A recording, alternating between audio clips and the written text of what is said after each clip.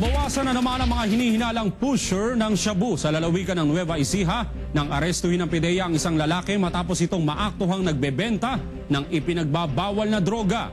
May fast break news si Jojo Matias, exclusive. Hindi na nakapalag ang lalaking ito ng arestuhin ng operatiba ng Philippine Drug Enforcement Agency o PIDEA sa Barangay H. Concepcion, Cabanatuan City, Nueva Ecija. Ang suspect ay kinilalang si Alvin Huge, 40 anyos. Residente ng naturang barangay ay inaresto matapos itong kumagat sa isinagawang bypass operation.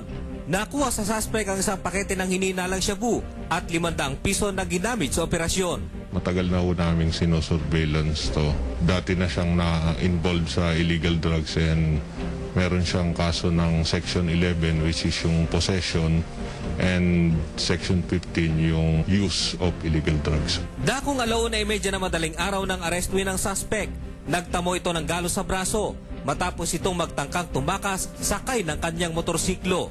Samantala, mariin namang itinatanggi nito na sa kanya nakuha ang isang pakete ng hinihinalang shabu. Kasinungalingan po yung sinasabi nila na ako po ay nagbebenta. Hindi po sa akin. Sa ngayon, ang suspect ay naharap sa kasong paglabag sa Republic Act 9165 o Comprehensive Dangerous Drug Act of 2002. Ikinatuwa naman ng mga residente dito ang magkakasunod na pagkakaaresto ng mga hinihinalang pusher na shabu. Malaki daw ang maitutulong nito upang masugpo ang talamak na bentahan ng ilegal na droga sa kanilang lugar.